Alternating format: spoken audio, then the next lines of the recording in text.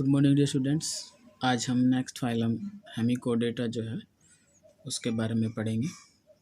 और हेमिकोडेटा एक Greek word से लिया गया है।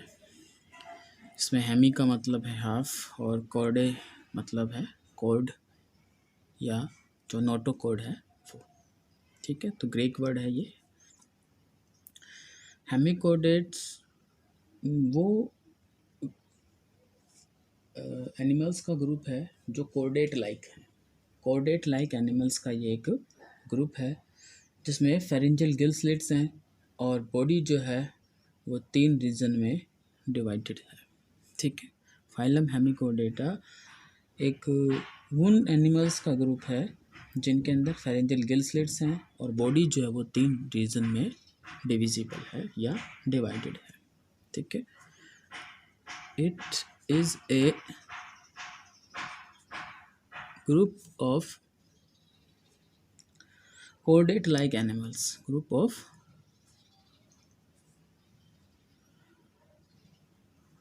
chordates like animals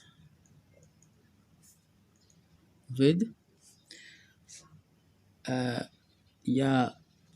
have pharyngeal gill slits, have pharyngeal gill slits. ये फेरेंजियल गिल स्लिट्स है, इनके थ्रू रेस्पिरेशन होगा। ठीक है, pharyngeal gill slits and body divisible into 3 regions and body divisible into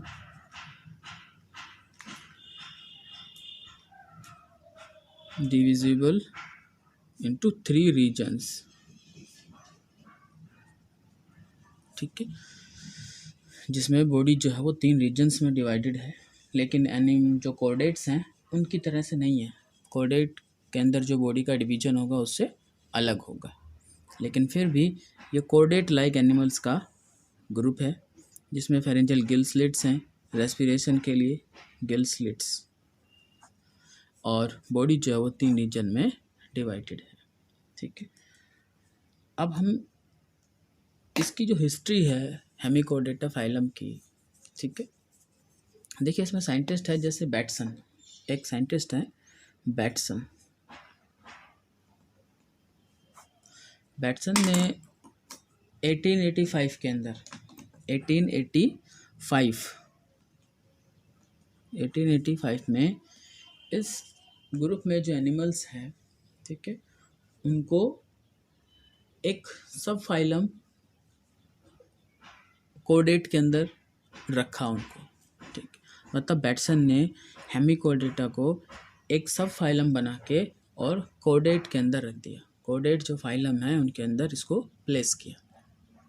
ठीक है, लेकिन इसके बाद में जो और साइंटिस्ट आए उन्होंने इसके बहुत सारे कैरेक्टरिस्टिक को स्टडी किया। ठीक है, इसको डीपली स्टडी किया और इसको कोडेट फाइलम से हटा के और नॉन कोऑर्डिनेट के अंदर एक सेपरेट फाइलम बना दिया इसको। ठीक है, बैटसन ने क्या किया, इसको सब फाइलम बनाया और कोऑर्डिनेट में प्लेस किया इसको। ठीक है, हेमिकोडेट्स या हेमिकोडेटा एज ए सब फाइलम, कोडाटा एज ए सब फाइलम।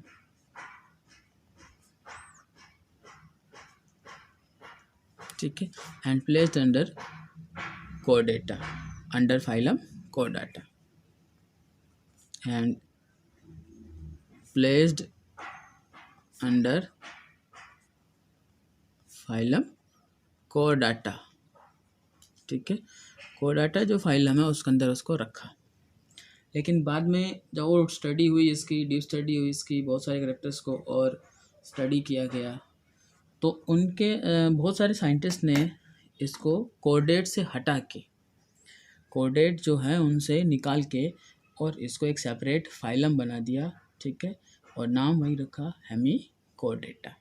जिसमें साइंटिस्ट हैं जैसे वैन डेर होस्ट, एक साइंटिस्ट का नाम है वैन डेर होस्ट। ठीक है, एक साइंटिस्ट और हैं डेविडोफ। ठीक है, मार्कस, ठीक, और हाइमन,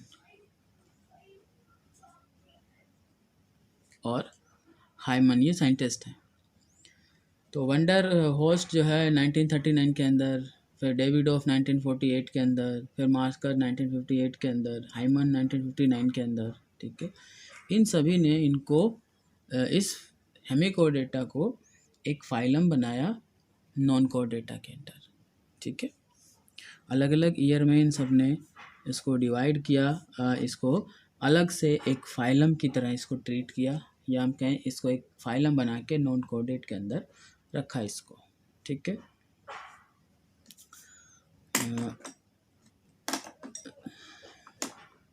ठीक है, वैन डेर होस, डेविड ऑफ, मार्कस और हाइमन, इन्होंने हेमिकोडेटा को फाइलम बना के और नॉन कोडेट में रखा, ठीक है। Give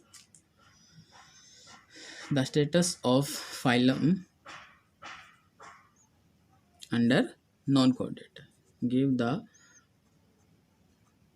status of a phylum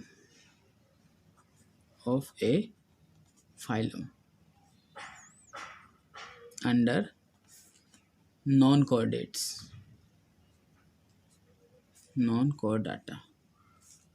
ठीक है।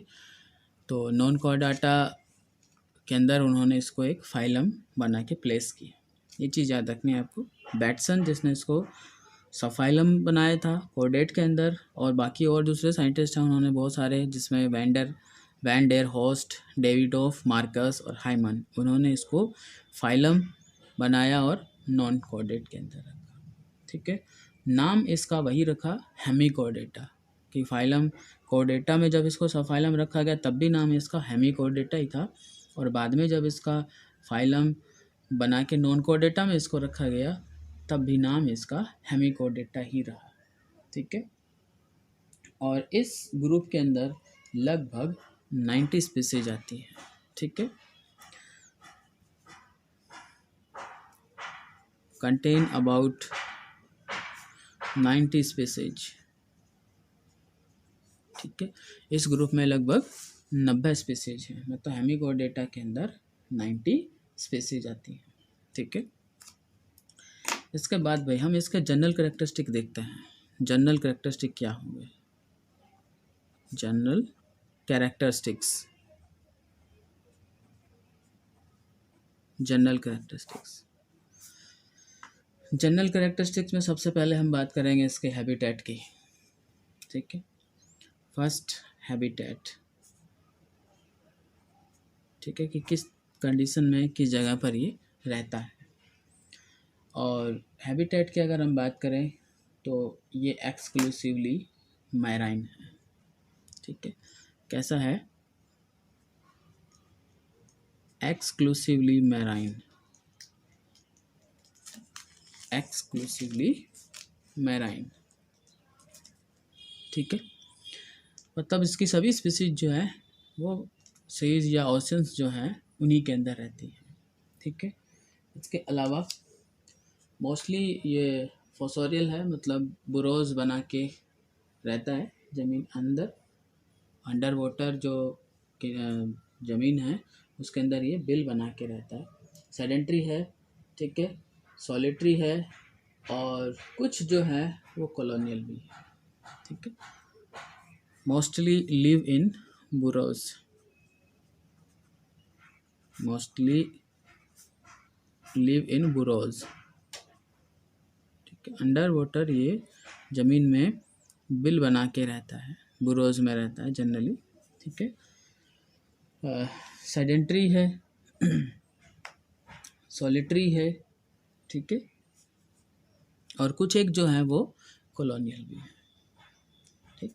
लेकिन एक्सक्लूसिवली मैराइन है, ये वर्ड आपको याद रखना है कि सभी की सभी स्पीसीज की मैराइन वाटर में रहती है, सेल्स या और जो ओशंस हैं उन्हीं के अंदर रहती हैं। फिर नेक्स्ट जो फीचर है इसका बॉडी फॉर्म, बॉडी फॉर्म की हम बात करें तो बॉडी जो इसकी है सॉफ्ट है, वॉर्म लाइक है, और डिविजिबल इनटू 3 रीजन्स, तीन रीजन में डिवाइडेड है और वो तीन रीजन जो हैं वो हैं प्रोबोसिस, कॉलर एंड ट्रंक। ठीक है। बॉडी कैसी है? सॉफ्ट है, वॉर्म लाइक है। Body is soft and warm like, कीड़े की तरह से है, सॉफ्ट है, लेकिन बॉडी जो है वो तीन रीजन में डिवाइडेड है। ठीक है। Body is divided into three region या divisible into three region, into three region. ठीक है। तो ऐसे लिख देता हूँ मैं,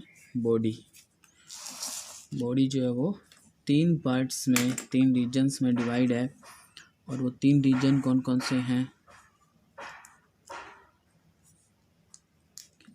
एक है प्रोबोसिस, ठीक, एक है प्रोबोसिस और एक है कॉलर रीजन। ठीक है। और एक जो रीजन है वो है ट्रंक। तीन रीजन हो गए हैं, प्रोबोसिस, कॉलर और ट्रंक। ठीक है। तो वो तो हम डायग्राम बनाएंगे तब पता चलेगा कि कौन सा हिस्सा प्रोबोसिस है, कौन सा पार्ट इसमें कॉलर है, कौन सा ट्रंक है। ठीक। इसके बाद भाई बॉडी सिमेट्री कैसी है इसकी? सिमेट्री,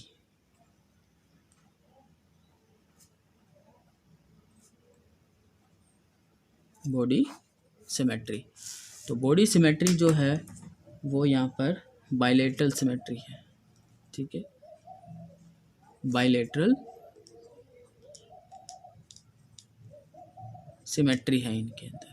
ठीक है। बाइलेटरल सिमेट्री है, दो इक्वल हाफ में डिवाइड हो सकते हैं लेकिन सिर्फ एक ही प्लेन से। ठीक है। इसके बाद next feature, body plan, organization और जर्मिनल लेयर की हम बात करें। ठीक है। बॉडी प्लान, बॉडी प्लान कैसा होगा इनका? बॉडी प्लान है उसमें tube within a tube, body plan है इनका। ठीक है।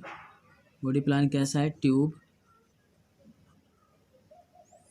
With in a tube, body plan, body plan है इनका। ठीक है। Tube within a tube, body plan. Organization की बात करें तो organ system level of organisation है और थ्री जर्मिनल लेयर्स है। ठीक है। नेक्स्ट फीचर जैसे organization and germinal layer, organization and germinal layer, organization कैसा है और जर्मिनल लेयर कितनी है, ट्रिप्लोब्लास्टिक है या डिप्लोब्लास्टिक है। ठीक है। ऑर्गेनाइजेशन की बात करें तो organ system level of organisation है, organ system level of organisation. ठीक। और ट्रिप्लोब्लास्टिक है। ठीक है। चलिए लिख देता हूँ, and triploblastic, triploblastic means three germ layers, three germ layers, तीन जर्म लेयर्स होंगी, एक्टोडर्म, एंडोडर्म और मेसोडर्म। ठीक है। तो ऑर्गेनाइजेशन कैसा है? Organ system level of organisation है और ट्रिप्लोब्लास्टिक है, तीन जर्म लेयर्स हैं इनके पास में। ठीक है। इसके बाद सीलोम की बात करते हैं हम। सीलोम कैसा होगा? सीलोम है या नहीं है तो कैसा है? ठीक है। सीलोम देखते हैं हम। सीलोम जो इनके पास है वो है ट्रू सीलोम है। ठीक है। और एंटीरो सीलोम है। ठीक है। ट्रू सीलोम के अंदर कैसा है? एंटीरो सीलोम होगा।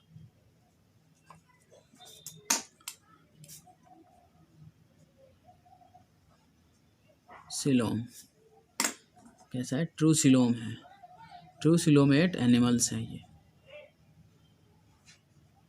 True coelom. और ट्रूसिलोम के अंदर भी कौन सा है, एंटीरोसिलोम है। ठीक है, ट्रूसिलोम में भी 2 टाइप होती हैं, सीजोसिलोम और एंटीरोसिलोम। तो इनके पास एंटीरोसिलोम बॉडी कैविटी है। ठीक है, एंटीरोसिलोम। और इनका जो सिलोम है उसको हम 3 रीजन में डिवाइड कर देते हैं, प्रोटोसील, मीजोसील एंड मेटासील। ठीक है, सिलोम जो यहाँ पर है उसको 3 पार्ट्स में डिवाइड किया गया है अकॉर्डिंग टू देयर रीजन। ठीक है, और वो रीजन पार्ट कौन कौन से इसके, प्रोटोसील। ठीक है, एक होगा मीजोसील और एक होगा मेटासील। ठीक है, सिलोम जो है बॉडी कैविटी जो है उसको भी 3 रीजन में हमने डिवाइड कर दिया है। एक तरह से बॉडी के जो रीजन्स हैं उसके अकॉर्डिंग हमने इनको डिवाइड किया है 3 रीजन में। ठीक है, तो सिलोम के 3 रीजन, प्रोटोसील, मीजोसील और मेटासील। प्रोटोसील तो कहाँ पर प्रेजेंट होगा, जो प्रोबोसिस रीजन है। ठीक है, कहाँ प्रेजेंट होगा, प्रोबोसिस के अंदर, प्रोबोसिस। मीजोसील कहाँ होगा, जो कॉलर पार्ट, जो कॉलर रीजन है उसके अंदर। और जो मेटासील है वो कहाँ प्रेजेंट होगा, जो ट्रंक रीजन है उसके अंदर। ठीक है, तो जो प्रोबोसिस रीजन होगा उसमें सिलोम को क्या बोलेंगे, प्रोटोसील। ठीक है, या प्रोबोसिस सिलोम भी बोलते हैं उसको। कॉलर रीजन में जो सिलोम होगा उसे कॉलर सिलोम भी बोलते हैं या मीजोसील बोल देते हैं। और ट्रंक रीजन में जो सिलोम होगा उसे हम ट्रंक सिलोम या मेटासील भी बोल देते हैं। तो ये 3 टाइप के इसमें सिलोम हो गए according to their body region. ठीक है, बॉडी रीजन के अकॉर्डिंग हमने इनको डिवाइड कर दिया, नेम दे दिए 3। अब इसके बाद नेक्स्ट जो फीचर होगा उसमें सिलोम के बाद वो है अपेंडेजेस। ठीक है, कौन सा रीजन होगा अब यहाँ, अपेंडेजेस।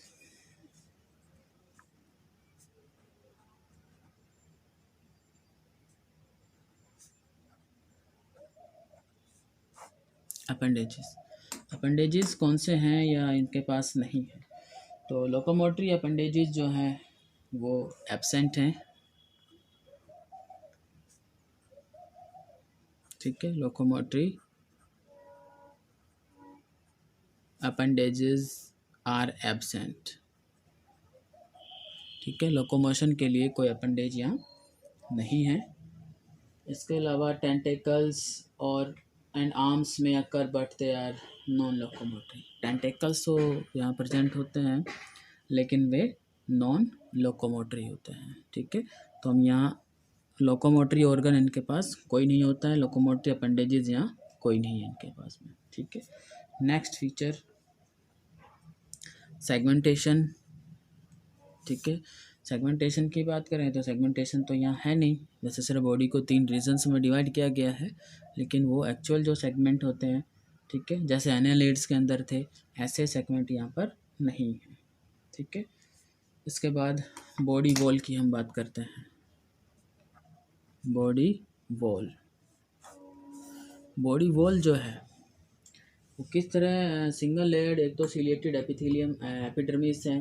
ठीक है, जिसमें म्यूकस ग्लैंड है और नर्व नेट है। ठीक है, मसल्स जो है वो मोस्टली लॉन्गिट्यूडनल हैं और स्मूथ होती हैं। ठीक है, तो बॉडी वॉल के अंदर single layered epidermis, single layered epidermis. ठीक, और सिंगल लेयर्ड एपिडर्मिस जो है उसके अंदर म्यूकस ग्लैंड्स भी हैं, having mucus gland and nerve net, nerve fiber का एक नेटवर्क भी इस एपिडर्मिस में प्रेजेंट होगा। ठीक है, म्यूकस ग्लैंड भी होंगे जो म्यूकस सीक्रेट करेंगे, जिससे बॉडी जो है इसकी वो सॉफ्ट बनी रहती है। ठीक है, मॉइस्ट रहती है, और वाटर का भी उस म्यूकस की वजह से इसके ऊपर कोई ज़्यादा असर नहीं पड़ता है। और नर्व नेट जो है वो होगा नर्व फाइबर्स का एक नेटवर्क भी प्रेजेंट होगा एपिडर्मिस के अंदर। ठीक। अच्छा, इसके अलावा मसल्स भी हैं, लॉन्गिट्यूडनल और स्मूथ होती हैं। Muscles are longitudinal and smooth. Longitudinal and smooth muscles होती हैं। ठीक है, ये याद रखना है, मसल होंगे और मसल लॉन्गिट्यूडनल और स्मूथ होंगे। ठीक है। अच्छा, इसके बाद इसके जो नेक्स्ट फीचर हैं हम वो देखते हैं। नेक्स्ट फीचर में यहाँ पर भाई एक जो इनका मेन जो जिस वजह से इनको हेमिकोडेट कहा गया है, ठीक है, उसमें इनके पास एक नोटोकॉर्ड लाइक स्ट्रक्चर होती है और वही इनका करेक्टरिस्टिक फीचर भी है। और जो नोटोकॉर्ड लाइक स्ट्रक्चर होती है उसको हम क्या बोलते हैं यहाँ, उसको हम स्टोमा कॉर्ड बोलते हैं।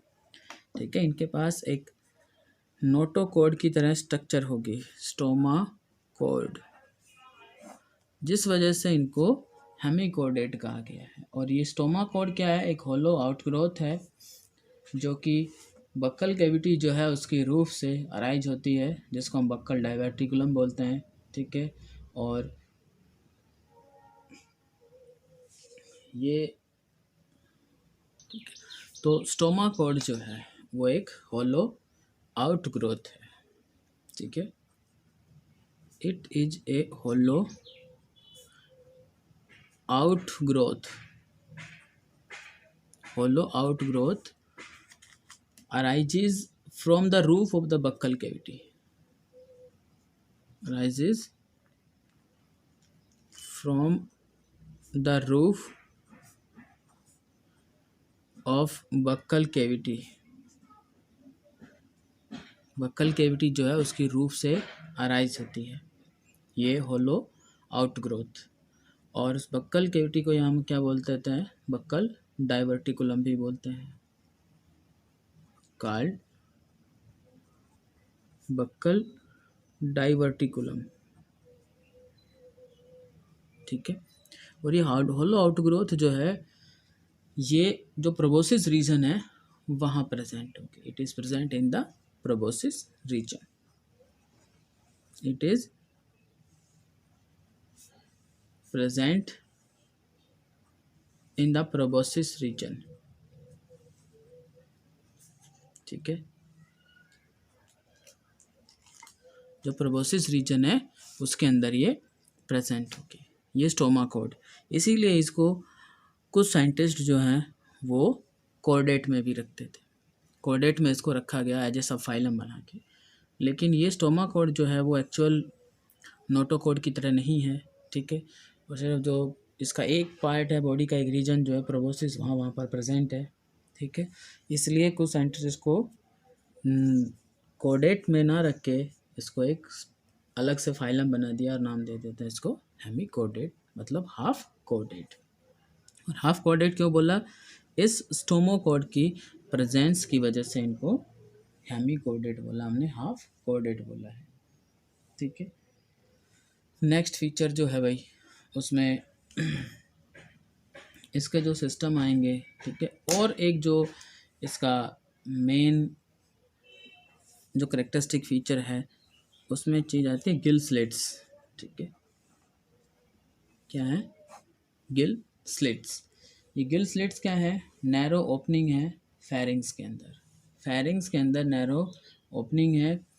और इन ये जो गिल स्लिट्स हैं एक से लेकर और कई पेयर में होंगे। ठीक है, गिल स्लिट्स की जो पोजीशन है वो डोर्सल पोजीशन है।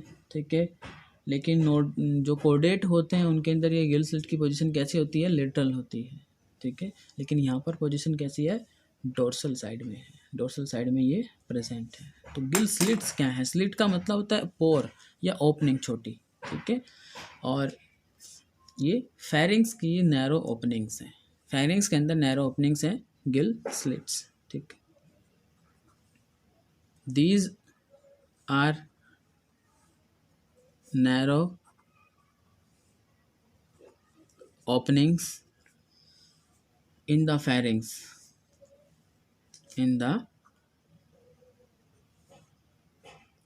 फेरिंग्स, ठीक है। और गिल स्लिट्स प्रेजेंट हैं तो वो एक से लेके कई पेयर के अंदर प्रेजेंट है, ठीक है, एक से लेके कई पेयर में प्रेजेंट है। और गिल स्लिट्स जो हैं ये रेस्पिरेशन में हेल्प करेंगी, ठीक है। किस में हेल्प करेंगी? ये रेस्पिरेशन में हेल्प करेंगी। तो गिल स्लिट्स क्या हो गई? नैरो ओपनिंग हो गई फेरिंग्स के अंदर। पार्ट जो है बक्कल केविटी और उससे आगे का जो पार्ट होगा फेरिंग, जैसे डाइजेस्टिव सिस्टम जब आता है उसमें हमारे पास पार्ट आता है फेरिंग्स, ठीक है। बक्कल केविटी के बाद जस्ट फेरिंग्स होता है। उसी तरह यहाँ पर भी रीजन है फेरिंग्स, और इस फेरिंग्स में छोटी छोटी ओपनिंग्स हैं।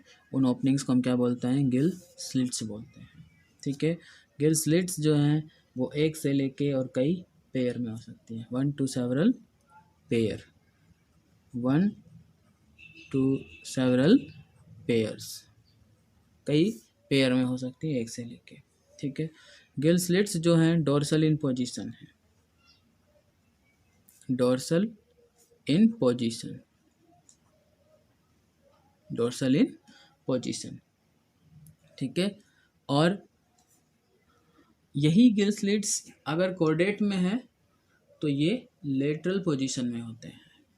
इसीलिए गिल स्लिट्स तो है लेकिन नोटोकॉर्ड से जो कॉर्डेट्स होते हैं उनसे, उनके अंदर गिल स्लिट की पोजीशन अलग है, और यहाँ हेमी कॉर्डेट में जो गिल स्लिट की पोजीशन है वो अलग है, ये डोर्सल साइड में है।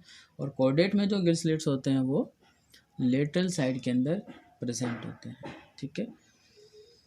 अच्छा, इसके बाद भाई नेक्स्ट जो फीचर्स हैं इसके, उनमें इनके जो सिस्टम्स हैं, ठीक है, वो आएंगे कि कौन कौन से सिस्टम जो है उनकी स्टडी करेंगे हम। यहाँ डाइजेस्टिव सिस्टम है, रेस्पिरेशन है, ब्लड वेस्कुलर सिस्टम है, और जो दूसरे सिस्टम्स हैं उनकी स्टडी करेंगे, ठीक है, ठीक है। तो गिल स्लिट्स जो हैं वो हेल्प करेंगी रेस्पिरेशन में, हेल्प्स इन रेस्पिरेशन, ठीक है। तो ये थे कुछ इसके करेक्टरिस्टिक्स, मेन इंपॉर्टेंट करेक्टरिस्टिक्स जो हैं। इसके अलावा अब जो इनकी बॉडी सिस्टम्स हैं, फिजियोलॉजी जो है इसकी वो आएगी, और वो जो है हम नेक्स्ट लेक्चर के अंदर पढ़ेंगे। इस लेक्चर में हम यहीं तक पढ़ेंगे, इसके बाद नेक्स्ट जो आएगा नेक्स्ट लेक्चर में हम इसको कंप्लीट करेंगे। ओके।